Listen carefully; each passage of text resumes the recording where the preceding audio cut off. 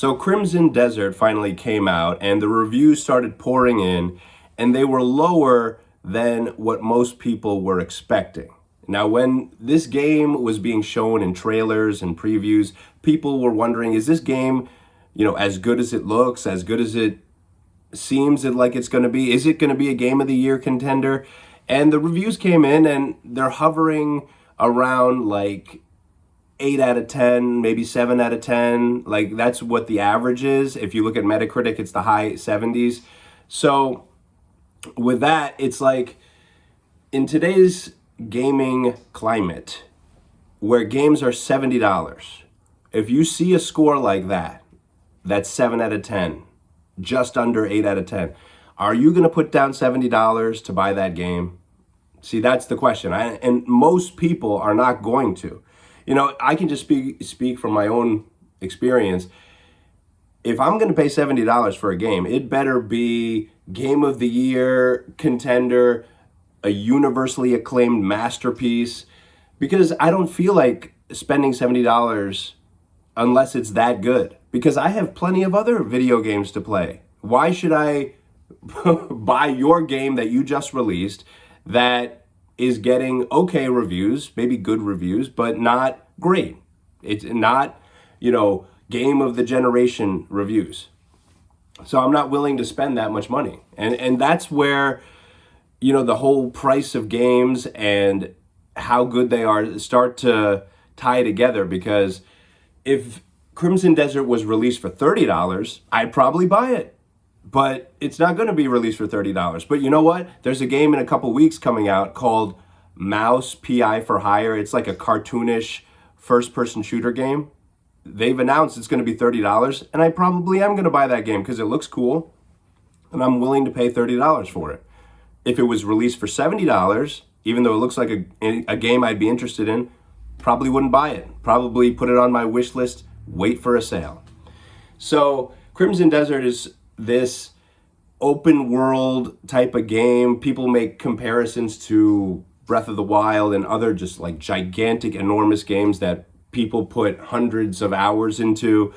And even the people who put hundreds, like more than 100 hours into this game, they're saying they're not done, and they're not even close to being done. There's so much more to do, which is in favor of the $70 price point. Hey, they're giving you a lot of content, but is it good content? Is it worth it? And one of the things that people have been saying is that the narrative is not very strong. It's not really a story-driven game. It's more like just have fun, explore, go around and see what's going on, like that type of stuff. And like I said, good is simply not good enough anymore. You have to be at a level where people are willing to put forward $70 to buy your game. And I'll give an example from this year. Resident Evil Requiem, highly anticipated game. It comes out, it receives pretty much universal acclaim. Everybody loves it. Resident Evil fans say it's one of the best Resident Evil games ever made, and it combines the best elements from previous Resident Evil entries. And that makes me excited because that's the kind of game I would like to play. Now, have I bought Resident Evil Requiem? No, because I'm waiting for a sale. So even for a game that is Game of the Year contender and probably worth every penny of the $70, although some people say that game might be a little short, I'm still waiting for a sale. That's how reluctant I am to pay $70 for a game.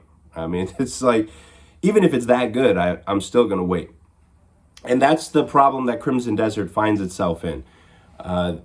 Pearl Abyss, who is behind Crimson Desert, I think their stock price, dropped significantly.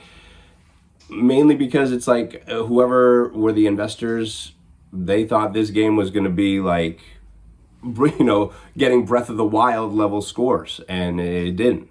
It's sort of a polarizing game as well, because not only are the reviews not as high as what people thought they were going to be, but a lot of people said they hate this game because it's not their kind of game. It's like, that's really like iffy, because if there are people who already are saying like, wow, this game is not for everybody, and pretty much everybody has said that, like, this game is not for everybody.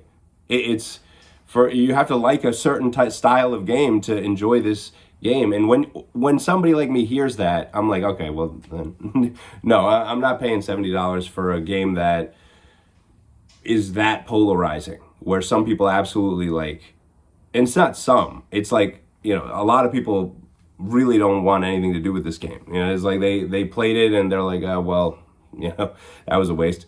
But the other thing is, like, who wants to put 100 hours into a video game? That's another point of contention here, because it's like, yes, I mean, $70, they give you a ton of content, but it's like, basically you have to like treat it like a part-time job. Is like, I mean, the game is not going anywhere, but at the same time, for a game to capture your attention for such a long period of time, it would have to be, who knows, like how good it would have to be. I mean, for someone to put more than 100 hours into it. I mean, it's very popular for people to put more than 100 hours into a game like Breath of the Wild, for example. But that's like one of the best games of ever. It's like, so that's understandable, I guess. But is the average person willing to put more than 100 hours into Crimson Desert?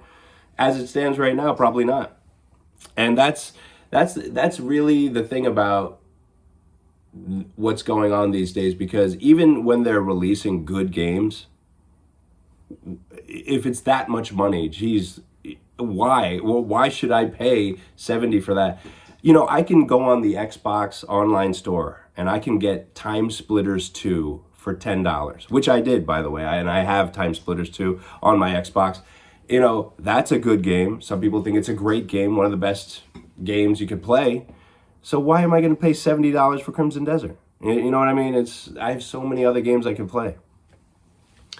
But, Crimson Desert sort of, I don't want to say it's like a failure, because it's not, but I'm sure it's like the most played game in the world right now as I speak. But, if people aren't jumping up and down for it, for a game of this scale, again, this is a massive open world game where you pretty much have to put tons of hours into it to really get the value out of it.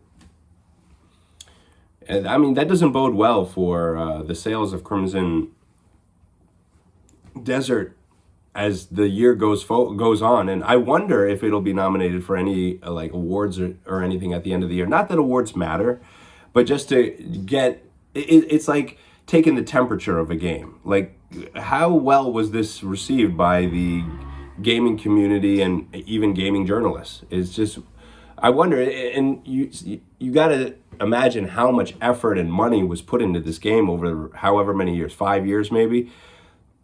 When you work on a game for 5 years, you put it out and it's getting that score, especially when there was so much hype around it. It's just, I mean, it's like people are kind of already moving on from it. As next week comes, Crimson Desert might be a bit of an afterthought at that point, because if it had come out to 10 out of 10s from like pretty much everybody, and it had like a Metacritic score of 93, 97, okay, that game would be talked about for the rest of the year, and it. And again, I don't like putting stock in, game journalist scores or game awards, but it gives you an idea of, it's like a signal. It's like, okay, you got to check this game out. And it's not just like the gaming journalists, it's other people, other, regular gamers who are talking about the game. They're saying the same things.